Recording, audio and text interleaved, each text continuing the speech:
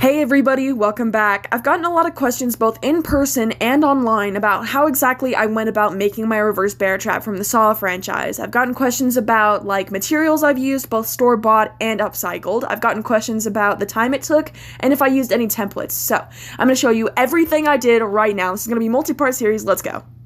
First thing I used was this spray paint from Lowe's. It's textured so it looks like rust, but I did have to hand paint on top of it with browns and blacks to make it really look and give that rustic, gross look. Now you're gonna need about 3 cans to fully cover your reverse bear trap, but it's gonna look great and rusty and textured. Next, I found these 25 count brass plated cut tacks, which were really cool because they were scratched and they had that rustic edgy effect that the reverse bear trap has. Now you only need about 13 as there are 5 on the upper jaw and 4 on the lower jaw. And you need to put them on top of these hex nuts.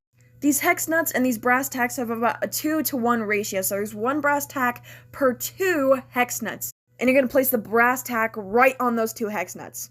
These do come in a 24 count, but you're going to need 26, so you can always go back to the aisle and find the size that you need and find 2 individually. Now, I'm going to be honest, I have no idea what this is, but I found it and I thought it was perfect. It screws onto my bear trap, and then I just glued it on there with lots of hot glue. I think it's for a toilet, but I used it for my little death machine horror prop. Next, I bought this squishy little rubber black hose. It's 90 cents a foot, and I got 3 feet, so you're going to have extra, but it grabs the spray paint very, very well, and it's very tactile. Now, I didn't use this exact piece. I used a blue plastic one that is similar in size to the one I'm showing you on the website. I couldn't find it on their website, but I did find it in stores around the same area you would find this one. These materials are not cheap, but they work. These are the store-bought items I used to make my reverse bear trap.